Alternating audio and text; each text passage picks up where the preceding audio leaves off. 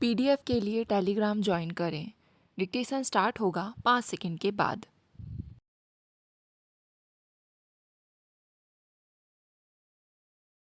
आदरणीय महोदय, हमारे इतिहास के इस अत्यधिक कठिन दौर में आपने मेरे प्रति जो विश्वास दिखाया है उसने मेरा हृदय छू लिया है।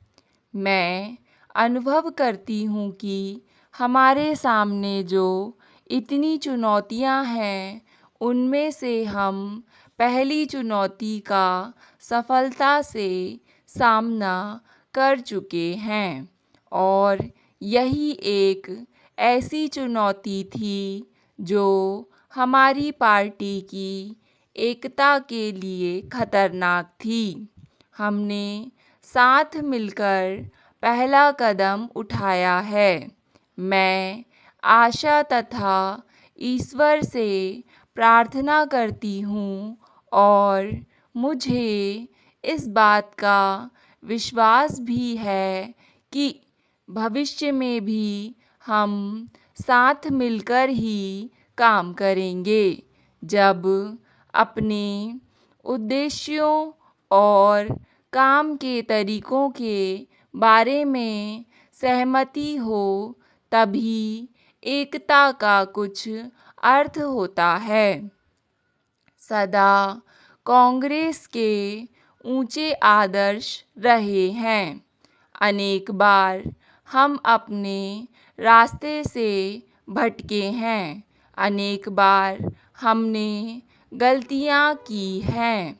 हमारी बहुत सी खामियां हैं, लेकिन सदा हमारा यही प्रयास रहा है और आज भी है कि हम इन लक्ष्यों को पूरा करने के लिए अधिक दृढ़ता से आगे बढ़ें।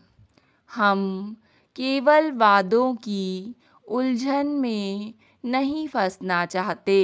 हम जब समाजवाद शब्द का प्रयोग करते हैं तो इसका अर्थ है पूरे देश की लोगों की भलाई, गांवों में रहने वाले भूमिहीन किसानों का भलाई, जो गरीबी का सबसे बड़ा कष्ट भोग रहे हैं।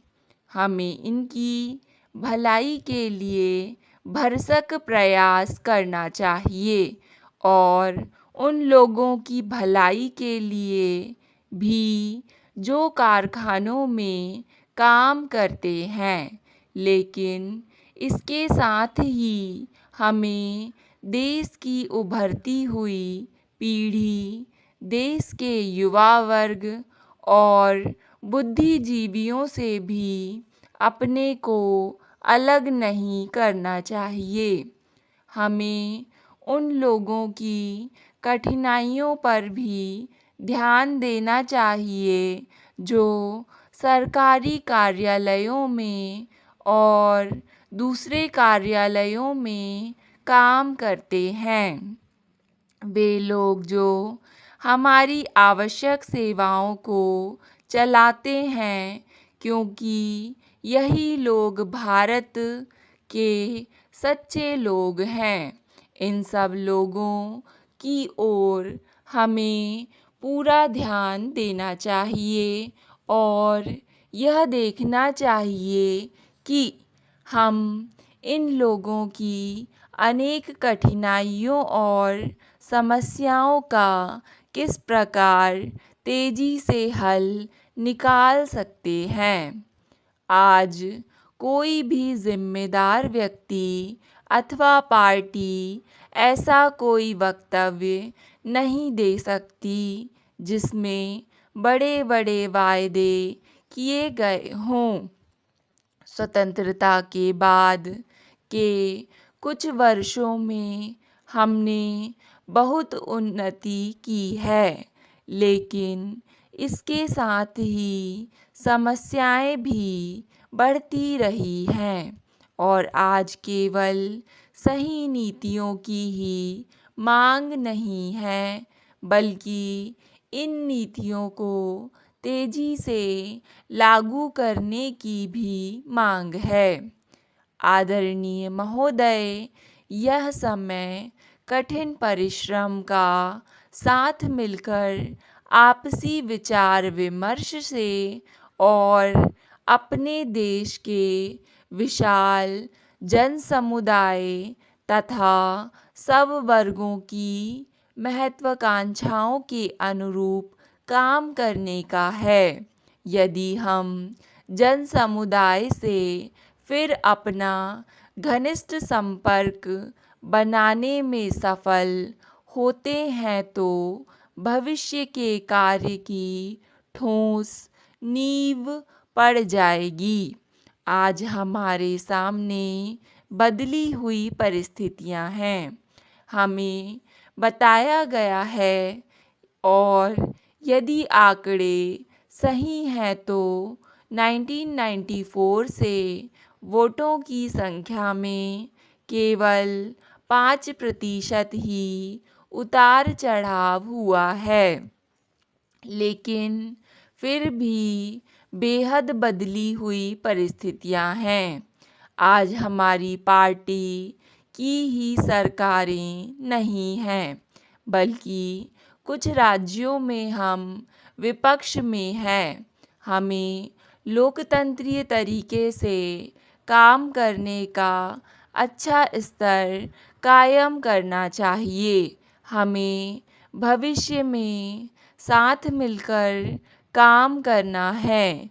जहाँ कहीं भी विपक्ष देश की भलाई के लिए कोई काम करता है, जहाँ कहीं हम यह अनुभव करें कि विपक्ष सही दिशा में काम कर रहा है, तो हमें उसके साथ मिलकर काम करना है।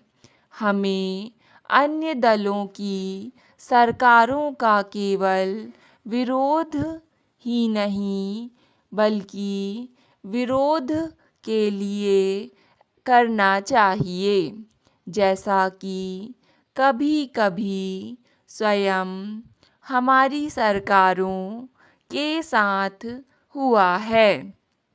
यहाँ संसद में भी हमें विभिन्न तत्वों से मिलकर बने विपक्ष के साथ मिलकर काम करने में कुछ कठिनाई होगी, लेकिन फिर भी हमें लोकतंत्र के रास्ते पर चलना है।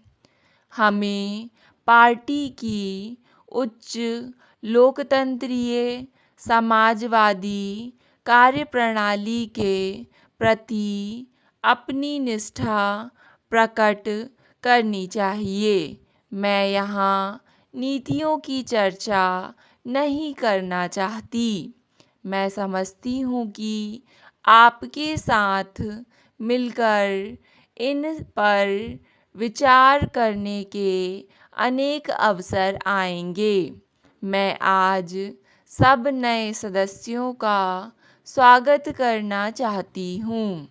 हम नए सदस्यों का स्वागत करते हैं और आशा करते हैं कि वे लोकसभा के कार्य में मूल्यवान योगदान देंगे और उनकी उपस्थिति से हमारी पार्टी का ऊंचा स्तर उठेगा।